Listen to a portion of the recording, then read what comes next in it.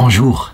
Souvent, lorsque nous regardons la vie des saints, nous pensons que elle est toute droite, elle est un chemin direct qui mène vers le ciel avec un progrès sans cesse. Ce n'est pas toujours vrai, hein. Il y a des saints qui véritablement ont eu toutes sortes d'ennuis dans leur vie et quelquefois qui se sont mis eux-mêmes dans ces ennuis. Ce qui est regardé, ce n'est pas tellement ça pour être canonisé, mais c'est plutôt la manière dont ensuite a été vécu avec l'héroïcité des vertus, en particulier la charité, l'obéissance à notre Seigneur, l'humilité qui va avec, la manière dont la vie a été vécue. Eh bien, c'est ce que je voudrais raconter avec une femme extraordinaire, une femme espagnole, hein, qui s'appelle et qui est connue sous le nom de la bienheureuse mère Carmen de l'Enfant Jésus, mais qui, au départ, a été loin d'être sœur, et je dirais même, plus de la moitié de sa vie, ce n'est pas comme religieuse qu'elle a vécu, mais comme femme mariée. Elle s'appelait à sa naissance Maria del Carmen González Ramos García Pietro de Muñoz. Ça, c'est le problème, hein, des noms italiens, puisque très souvent, on porte à la fois le nom de son père, le nom de sa mère, ce qui fait des noms à rallonge. Elle est née à Malaga, donc sur la côte est de l'Espagne, le 30 juin 1834, dans une famille profondément croyante, une famille aussi très équilibrée, et qu'avait de nombreux enfants, comme c'est à l'époque quand on s'aimait beaucoup. La 6e des 9 enfants de son père, Salvador González, et de sa mère, Juana Ramos.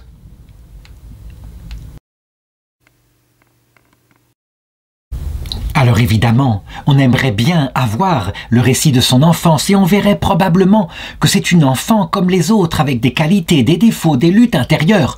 Elle était atteinte comme les autres enfants du péché originel, mais c'est vrai, avec l'autorité des parents qui étaient là et leur amour très grand, avec leur enseignement concernant le sens de la vie, l'apprentissage qu'il leur donnait de la fréquentation de Jésus, de Marie, tendrement, par une dévotion, par une vie intérieure, eh bien, elle se développe très sage, très généreuse. Elle se développe, je dirais, un peu comme ces enfants qui sont vivants, qui n'ont pas de problèmes psychologiques. Et donc, elle va établir, pour le reste de sa vie, une personnalité solide. Là encore, hein, attention, il ne faut pas croire que parce que l'éducation a été parfaite avec ce qui est naturel à l'être humain, un équilibre entre douceur et autorité. Il ne faut pas que de l'amour, hein. Il faut de l'autorité dans l'éducation des enfants. Ce n'est pas parce que aussi elle avait la foi catholique qui la rendait très solide, elle savait ce qu'elle faisait sur terre, qu'elle était incapable de faire des bêtises. Loin de là. À un moment donné, eh bien, elle rencontre un garçon et, eh bien, elle tombe amoureuse, tout simplement. Elle a 23 ans et on peut imaginer qu'elle voulait faire sa vie. Elle avait peut-être la crainte de ne jamais réussir, hein. C'est une crainte légitime à cette époque-là. 23 ans, on devient en France ce qu'on appelle une Catrinette. Ça veut dire, en fait, une vieille fille, un peu regardée par les autres. Toujours est-il que ce garçon qui s'appelle Joaquim Muñoz del Cano, ses parents lui disent: c'est pas un homme pour toi, tu vois bien, il n'est pas correct, il n'est pas fidèle, il boit un peu et puis il se comporte pas forcément comme toi. Il ne te rendra pas heureuse, mais rien à faire, hein. Elle est décidée et elle l'épouse contre l'avis de ses parents. Je sais que certains, peut-être comprenant mal ce que c'est que la foi catholique, diront « elle a ici péché, elle devait obéir à ses parents ». La réponse est non, elle devait écouter prudentiellement les conseils de ses parents, mais prendre sa propre décision.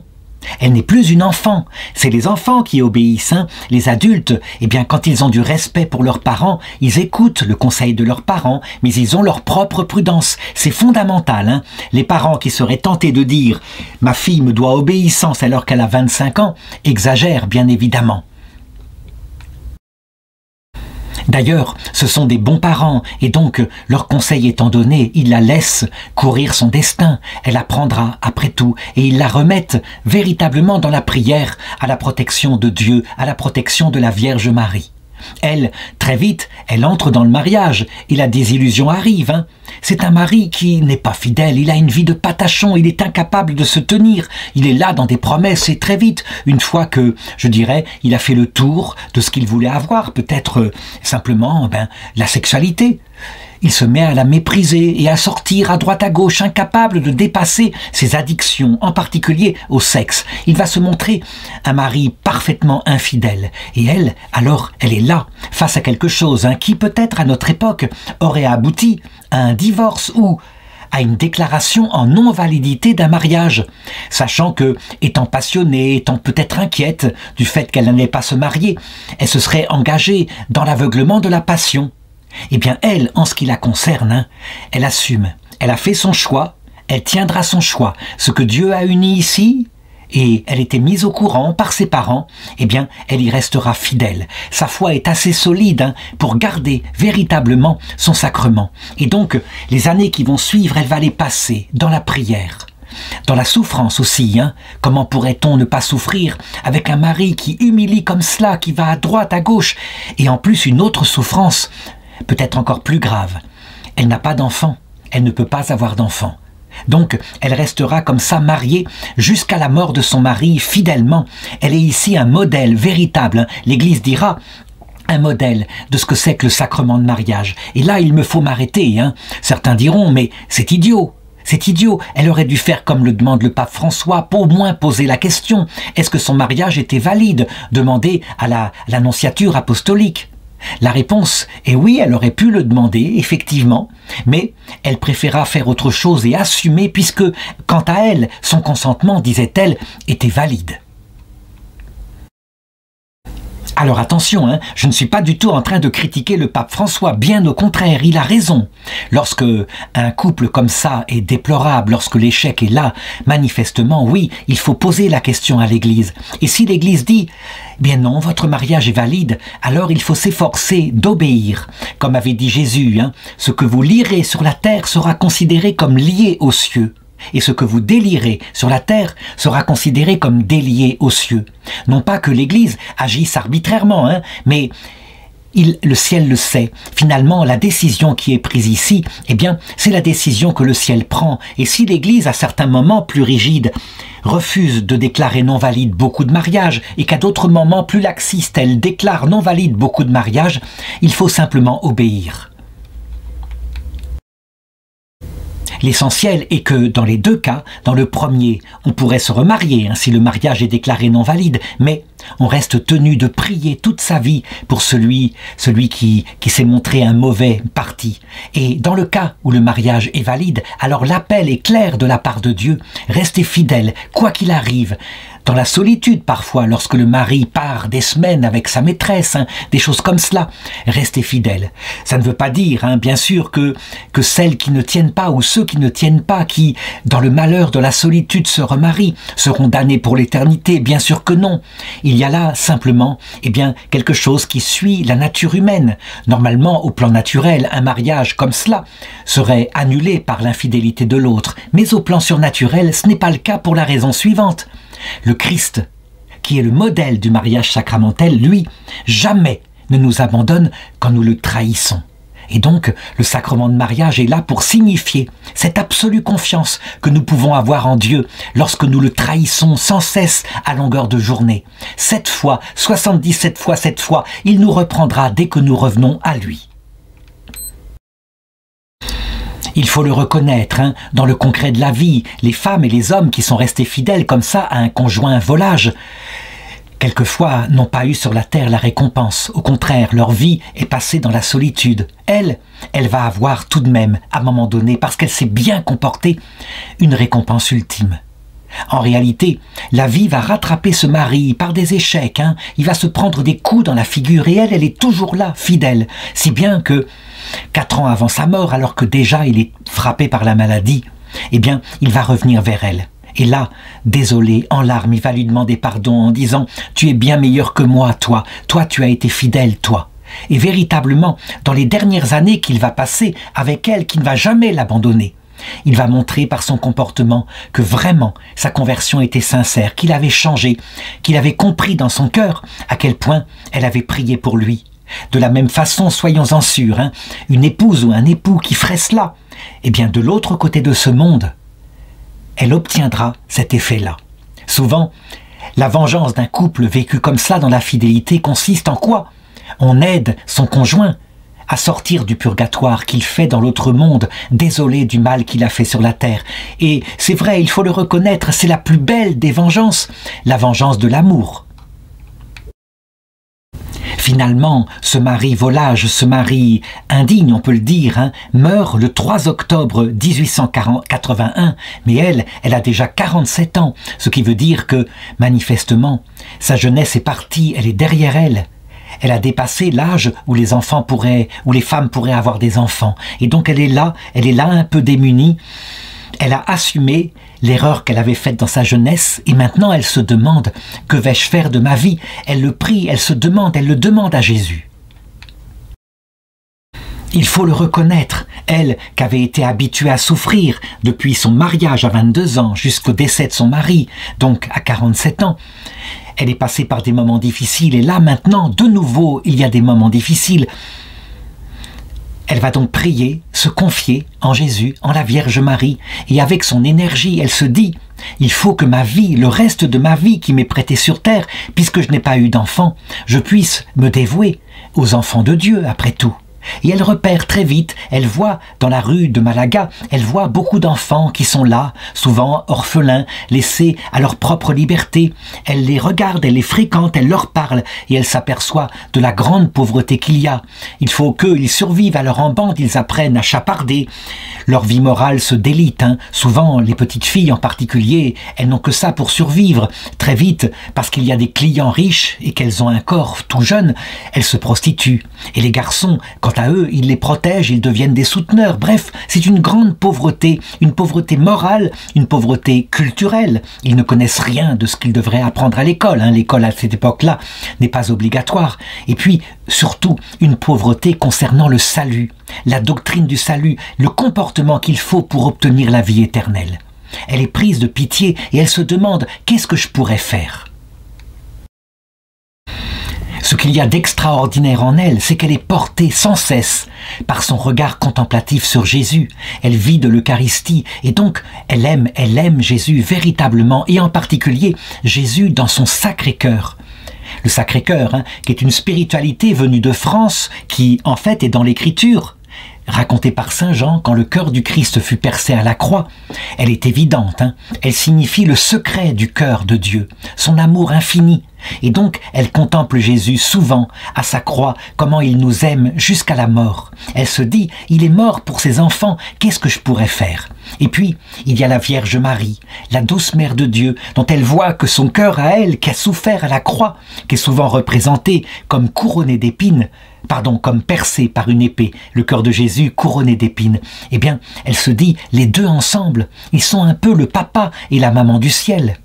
Il faut à ses enfants, comme elle a eu, elle, dans son enfance, il faut un père qui joue son rôle de père avec l'autorité et un amour, mais un amour qui est plutôt d'ordre masculin. Il leur faut une mère avec cette douceur, alliée à l'autorité. Hein. Je dirais, les choses se passent souplement, bien sûr. Elle a les pieds sur terre, donc que faire? Elle ne sait qu'une chose, c'est que ses enfants, Jésus-Christ est mort pour eux, et la Vierge Marie, eh bien, ces enfants-là, elle veut les mettre au monde pour la vie éternelle. Ce sont les enfants de Dieu. Elle en parle à son père spirituel, hein, qui est un prêtre capucin. Les capucins, c'est un ordre issu de la famille franciscaine, un ordre très simple, très pauvre, qui souvent ne font pas beaucoup d'études. Hein. Ça dépend, il y a des capucins qui ont été docteurs de l'Église. Mais très souvent, ce sont plutôt des gens de cœur, très proches du peuple, et qui souvent mendient leur nourriture, ainsi ils passent de maison en maison. Le prêtre s'appelle Barnabé de Astorga.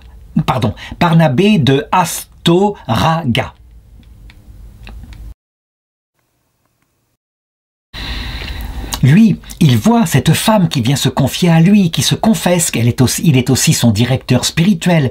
Et puis, elle a la fortune finalement de son mari, elle a la fortune de ses parents, elle a un peu d'argent. Et donc il se dit, mais oui, Elle veut faire quelque chose de sa vie. Il faut qu'elle fasse quelque chose de sa vie. D'autant plus que, parfois, il confesse d'autres jeunes filles de la ville qui, quelquefois, se demandent ce qu'elles pourraient faire, elles aussi, pour servir le Seigneur.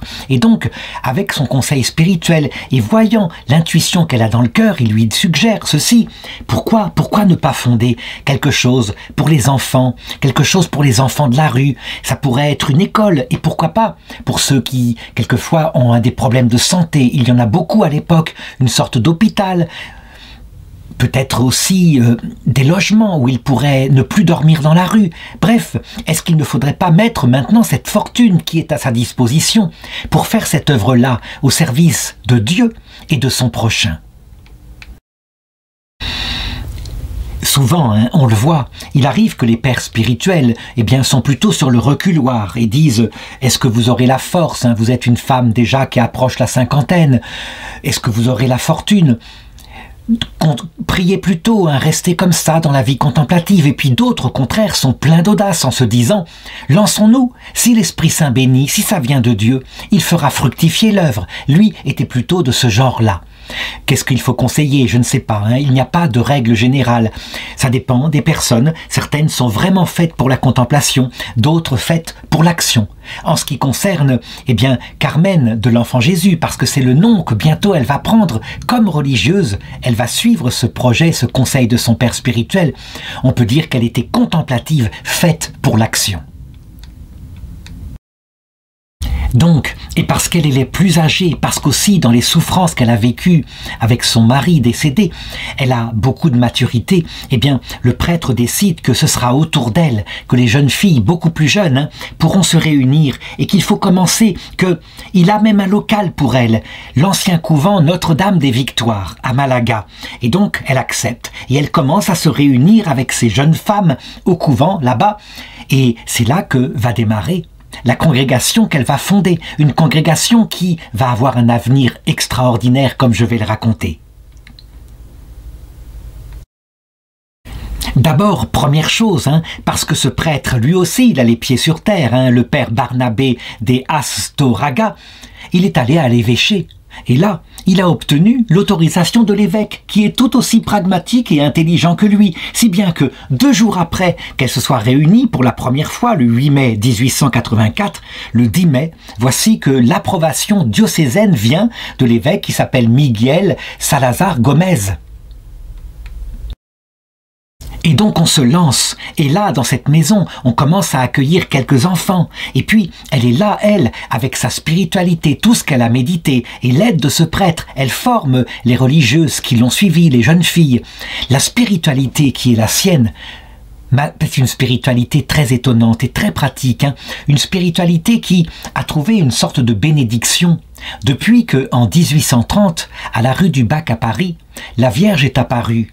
Les 2 cœurs, celui de Jésus, celui de Marie, ce qu'on pourrait appeler les sacrés-cœurs, sont apparus étonnamment au recto d'une médaille que la Vierge demande de porter, qu'on va appeler la médaille miraculeuse, et dont voici une photo recto-verso.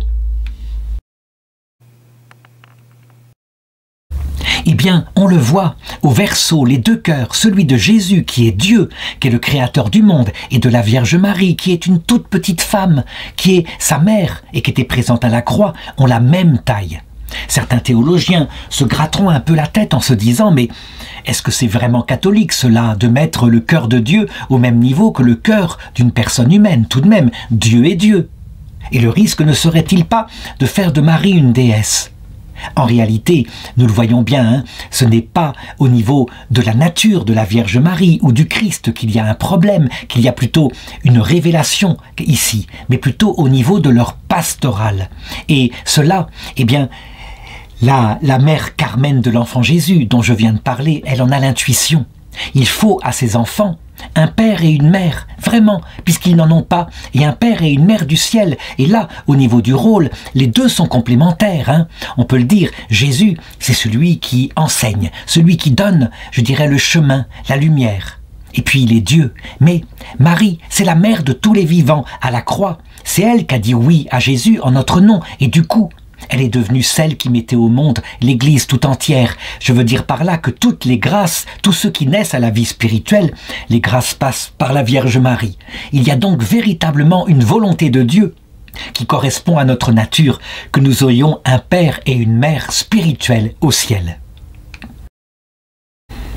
Elle met toute sa fortune, elle trouve de la nourriture pour ses enfants et puis elle veut pouvoir avoir des éducateurs pour leur donner un bon métier. Bref, elle fonde avec intelligence, avec pragmatisme. Et bien sûr, on est là, on regarde cette femme déjà âgée, avec certaines critiques dans les rues de Malaga en disant « mais jamais elle y arrivera, elle n'a aucune formation religieuse, elle n'a pas fait de noviciat et elle prétendrait être la mère Carmen de l'enfant Jésus ».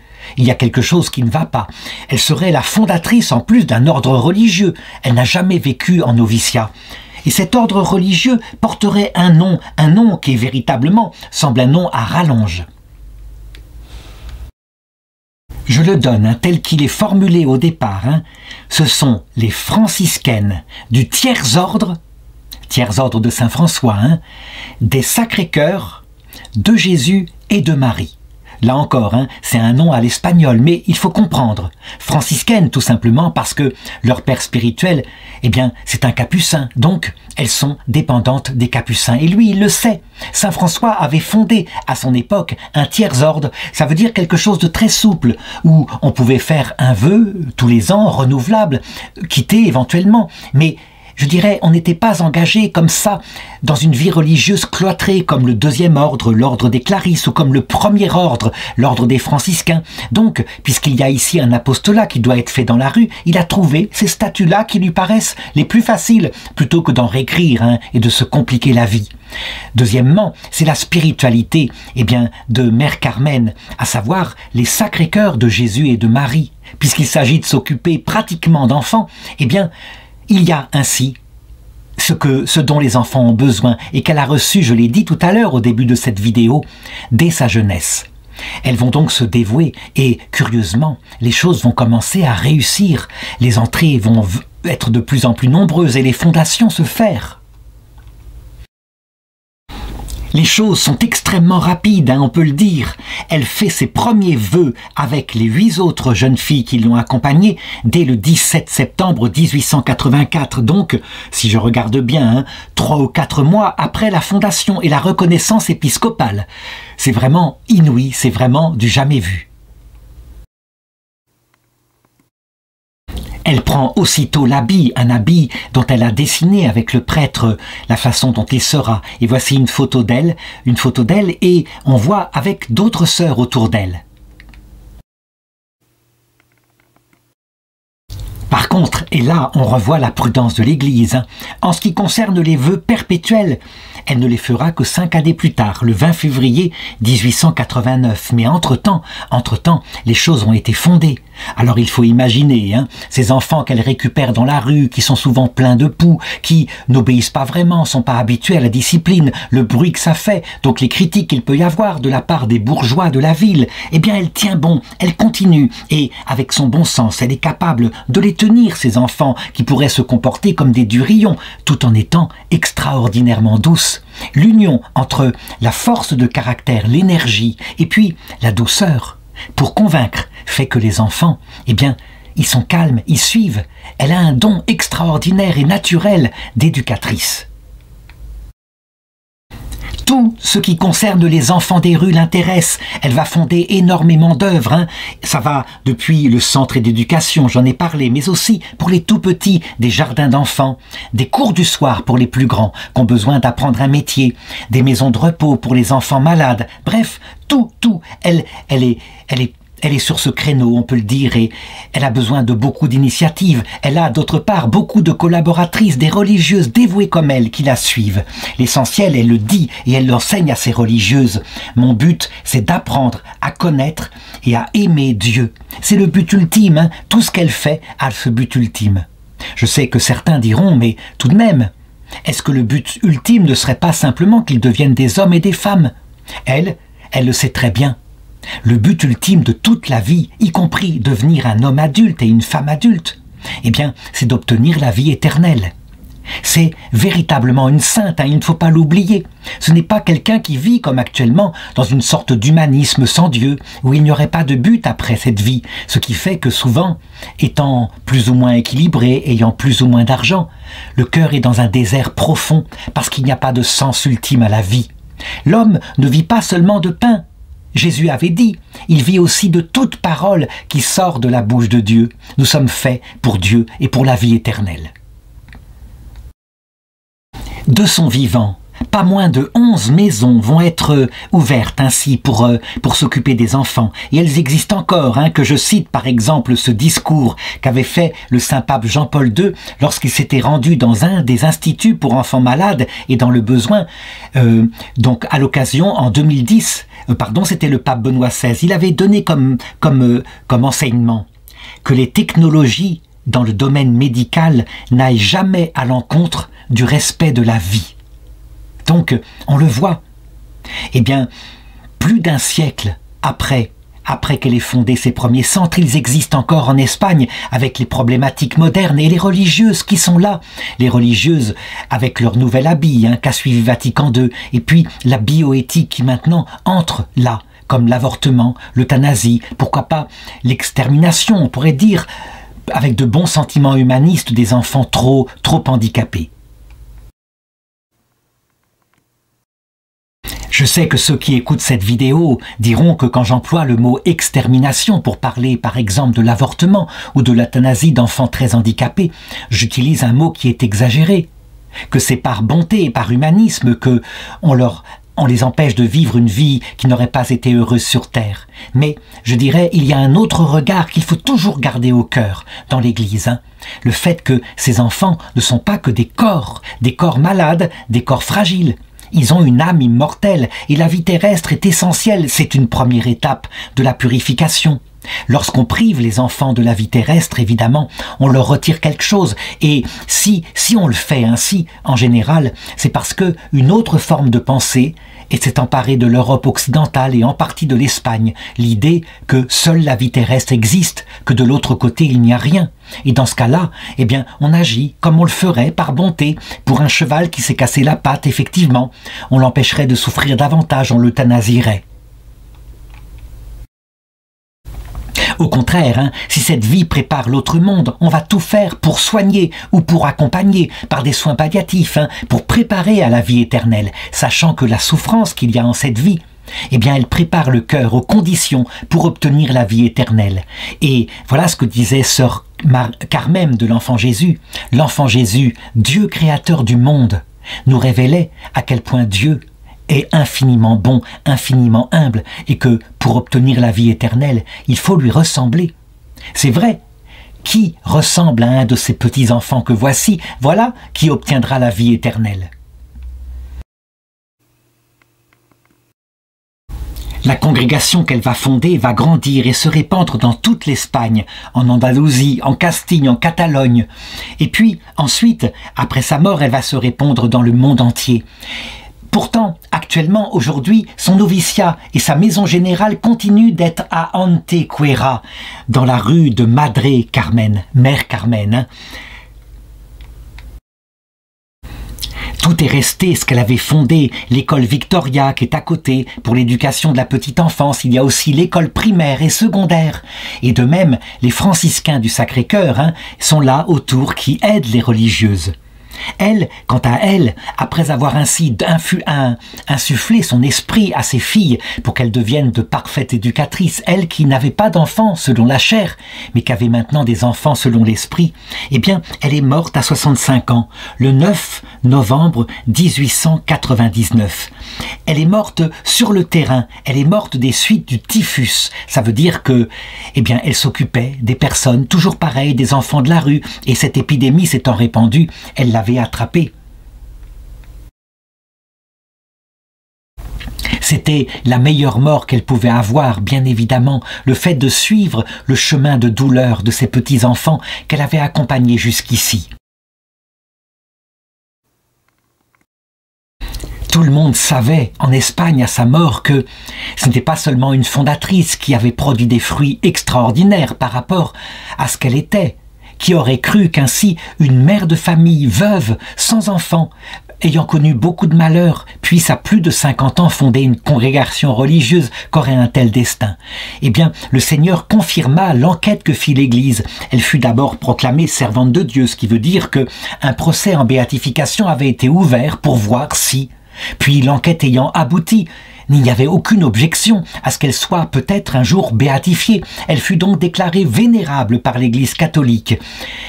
Ces écrits furent observés aussi et déclarés sans aucune hérésie. Et finalement, il y eut le premier miracle venant de Dieu. C'est nécessaire, je l'ai dit. On ne peut pas canoniser une personne ou même la béatifier si Dieu ne confirme pas sa volonté. L'Église ne se le permettrait pas. Donc ce premier miracle eut lieu. Et récemment, il y a eu le deuxième miracle en vue de peut-être sa canonisation. C'est un miracle extraordinaire qui porte sur une enfant, une petite enfant qui, alors que ses parents étaient enceintes, eh bien l'échographie avait montré qu'elle présentait de nombreux handicaps. Et elle est née comme cela, et ses parents, sans jamais renoncer, ils priaient avec une grande dévotion Mère Carmen, la bienheureuse Carmen de l'enfant Jésus, en suppliant que leur fille soit guérie.